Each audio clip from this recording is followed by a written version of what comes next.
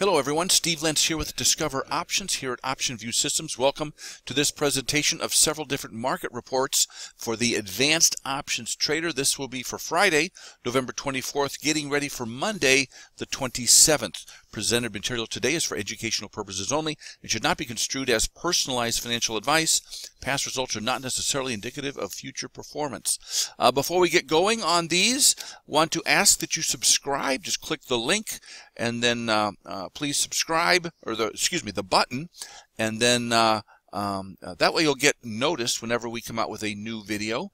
And then also we have a free ebook called Simple Steps to Options Trading Success. Just click the link, give us your information. We'll get that free ebook out to you, co-authored by myself and Jim Graham. So the three reports we want to discuss today all relate to the S&P 500. Again, this is for advanced options traders primarily doing premium selling strategies. The first one is the Condor Butterfly Timing Report in the SPX, answering the question, is now a good time to begin a campaign of that nature in the SPX? Then we have the Bull Put Spread Timing Report, answering the question in the SPX, is it now a good time to put on a bull put spread, selling put options a standard deviation away out of the money?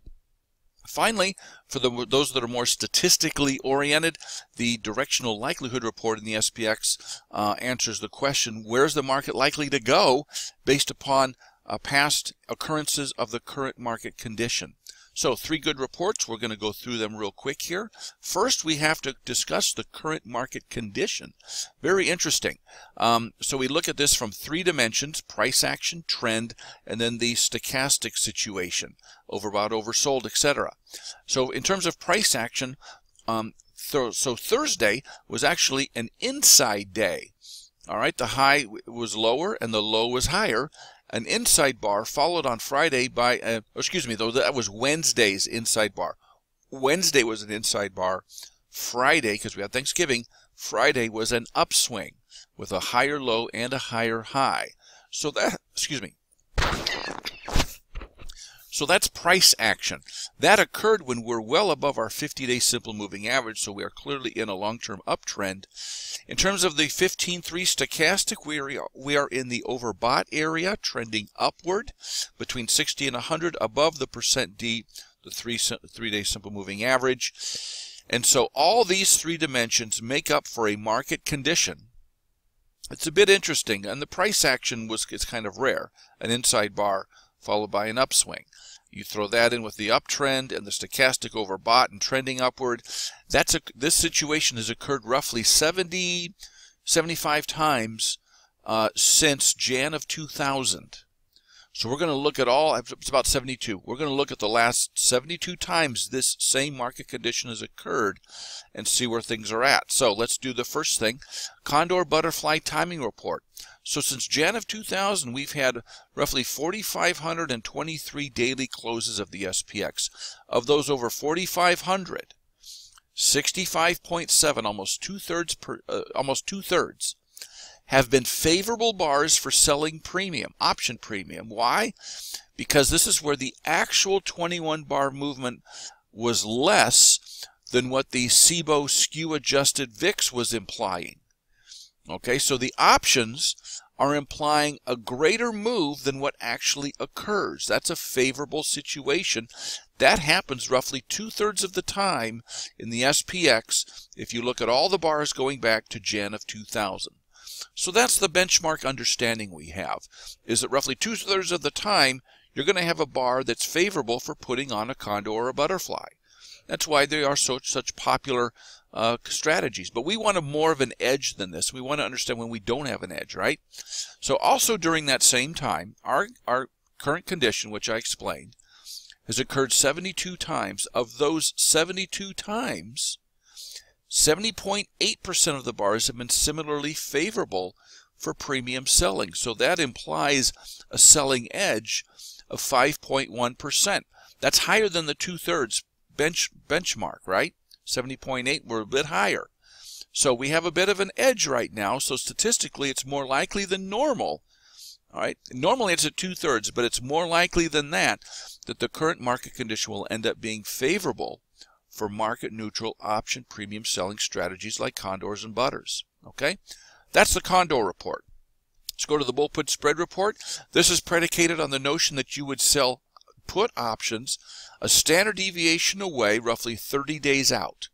Okay, and you'll get out for a loss if the market moves against you and hits those put options, hits that short strike right at that standard deviation away. So that's kind of the premise here. So here's the report. Since Jan of 2000, we've had 4,523 closes of the SPX. Now, of those 4,523, get this, 83.2% have been favorable for this strategy. Okay, where we're selling put options that far out, where the actual 21 bar or 30 calendar day, 21 bar downside movement was less than what was being implied by the CBOE, the CBOE skew adjusted implied movement to the downside. What I do is I take the VIX and I carve it up into an upside VIX and a downside VIX. The out of the money calls have a lower implied volatility than the out of the money puts. So I carve that up and calculate it, so those out-of-the-money puts are implying a much greater level of move on the downside than on the upside with the calls, right? So here's the deal, though. With this market condition, all right, 87.5% of the time, the market is not moving down and hitting that short strike at that standard deviation out level. Okay, so 12.5% of the time it does. So that presents an edge of roughly 4.3% over and above that benchmark of 83.2. Okay, so statistically, it's more likely than normal of that 83.2. It's more likely than that Friday's bar will end up being a favorable one. We're in a favorable environment for selling out of the money put premium 30 days out of standard deviation away. Okay. Now, finally, let's go to the likelihood report. This is where we're looking at the current market condition, and we're examining whether the market's going to go up, down, or wobble around a bit. We just want to know where it's going to go. Where is it likely to go? To answer that, I use price distribution bands. All right, price distribution bands. And I do it like this. Here's an example of 5-day bands real quick. And I do this every time, I know. But we have the 5-day band, one standard deviation away on the upside of the close and the downside of the close. And the question is, for this particular day, did price go up and hit the upper band, the lower band, or wobble around it a little bit? And if you look carefully, you can see that the upside band is closer than the downside band. And that's because, again, because of the CBOE skew, which reflects the out-of-the-money calls having a lower implied volatility than the out-of-the-money puts. So the upside band is going to be a bit closer than the downside band is to the close. We keep statistics on all of these closes going back, so we know if the market went up and hit the upper band, the lower band, or wobbled around.